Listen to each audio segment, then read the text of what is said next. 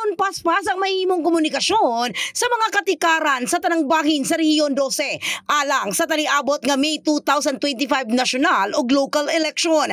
Gi-reactivate na sa Police Regional Office 12 ang gitawag nilang Regional Election Monitoring Action Center o REMAC.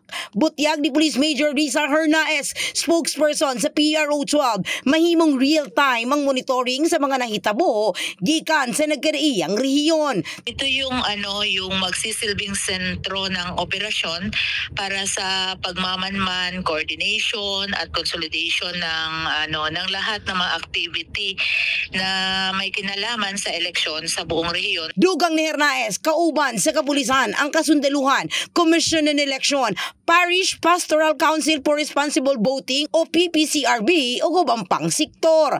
Dinesign ito siya as serve as the nerve center kasi para makapag-deliver o makapagbigay ng real-time na support kay man ito, naka-online man siya, so makita lahat. Actually dito sa region nandito lahat yung CCTV at naka-link din sa lower units. Ang lakang ang gihimo usab aron mas mapaspas ang pagtubag o galing dunay emergency o away sa mga partido sa politika.